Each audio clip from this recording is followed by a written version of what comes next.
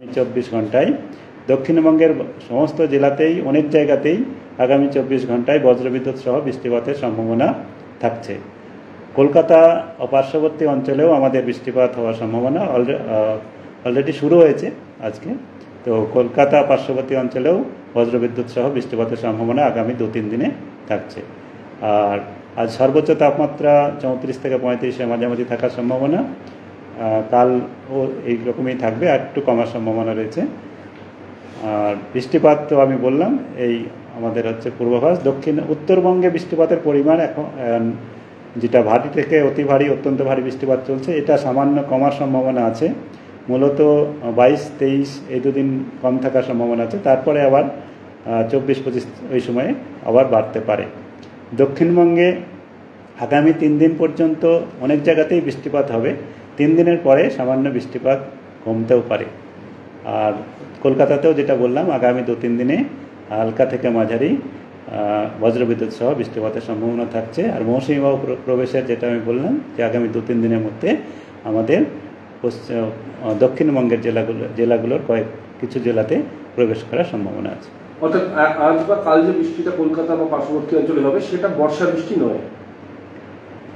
আজ যে বৃষ্টিপাত হচ্ছে এটা প্রাক বর্ষায় বলতে পারেন।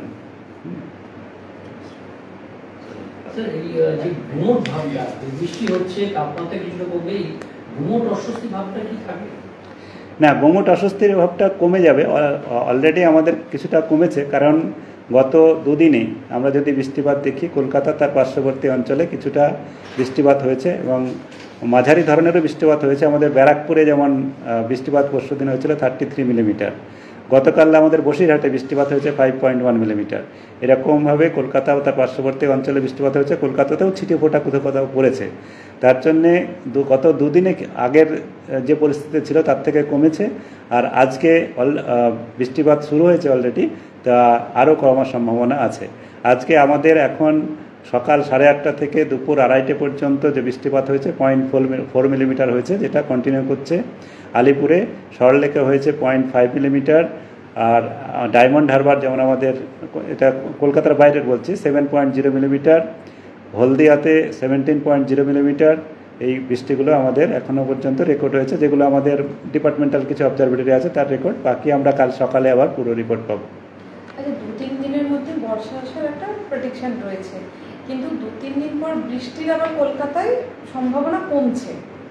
তাহলে বর্ষা আগমন, মানে যদি হয় তাহলে আগমনটা কেমন হবে? বর্ষা এলেও কি বৃষ্টি হবে? বর্ষা বললাম তো, প্রাক বর্ষা যেটা জিজ্ঞাসা করলেন সেটা হচ্ছে। আর আগামী 2-3 দিনের যেটা বৃষ্টিপাত থাকবে, যখন আপনার মৌসুমী বায়ু প্রবেশ করে সেই সময় বৃষ্টিপাত হয়, আর মৌসুমী বায়ু প্রবেশের পরে বৃষ্টিপাত কিছুটা অনেক সময় কমে। সেই বৃষ্টিপাত থাকবে কিন্তু কিছুটা কমে যাবে, সেটাই বললাম। 31 তারিখ ইসলামপুর পর্যন্ত এলো, তারপর সরতে প্রায় 20 দিন সময় নিল। এটা কি রেকর্ড? না, রেকর্ড আপনার এর আগেও আপনার হয়েছে। এর আগেও আপনার আমাদের যেমন যদি 2 বছর আগেই দেখি, 2022 সালে 3 তারিখে হয়েছিল, তারপরে 18 তারিখে আবার হয়েছিল আমাদের দক্ষিণবঙ্গে। তো এরকম ডিফারেন্স আপনার থাকে। আর এটা বছরের টু বছর এটা হয়, আপনার তারতম্যটা হয়ে থাকে। এরকম ভেরিয়েশন আপনার মনসুনের ইন্টার অ্যানুয়াল ভেরিয়েশন আমরা বলি, মানে বছরের টু বছর যেটা তারতম্য সেটা হয়।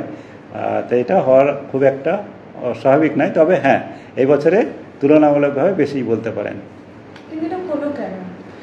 এটা আপনার মনসুনের যেটা বৈশিষ্ট্য, যেটা আপনার হচ্ছে কোনো সময় অ্যাক্টিভ থাকে ফ্লোটা, মানে মনসুনের যেটা আপনাদের ফ্লো প্যাটার্ন, সেটা কোনো সময় আপনার অ্যাক্টিভ থাকে, কোনো সময় উইক থাকে। উইকটা মানে দুর্বলতাটা অনেক সময় বেড়ে যায়, যেটা আমরা বলি ইন্টার সিজনাল ভেরিয়েশন। এটা ভেরিয়েশনটা আপনার তারতম্যটা অনেক সময় বেড়ে যায়। যখন বেশি থাকে সেই সময় আপনার মনসুন থাকে, কিন্তু সব জায়গাতে এটা নয়। যেমন আমাদের পশ্চিম অংশে, যেটা মূলত আমাদের মনসুনটা দুটোর উপরে বেশি নির্ভর করে। দুটো মনসুন দুদিক থেকে আসে, একটা হচ্ছে আরব সাগরের দিক থেকে, আর একটা হচ্ছে আপনার আমাদের বঙ্গোপসাগরের দিক থেকে। দুটো আপনার উইন্ড প্যাটার্নের উপরে ডিপেন্ড করে। তো আমাদের এদিকে বঙ্গোপসাগরের দিকটা একটু উইক ছিল রিমাল চলে যাওয়ার পরে। রিমালের সাথে সাথে আমাদের উত্তরবঙ্গ কেরালার সাথে সাথে উত্তরবঙ্গ আর নর্থ ইস্টার্ন স্টেটেরও হয়ে যায়। তারপরে আমাদের বে অফ বেঙ্গল ব্রাঞ্চ মানে বঙ্গোপসাগরের যেটা শাখা, সেই শাখাটার মনসুনের একটু দুর্বল থাকে, তার জন্যই এটা হয়েছে। ঠিক আছে। দাবির ট্যাগ এই চ্যানেল কোনো প্রচার করে না হিংসাত্মক, ক্ষতিকারক বা অবৈধ কার্যকলাপ। এই চ্যানেল দ্বারা প্রদত্ত সমস্ত বিষয়বস্তু শুধুমাত্র একটি শিক্ষামূলক উদ্দেশ্যের জন্য। ধন্যবাদ। শুভেচ্ছা টিম আমার বাংলা নিউজ।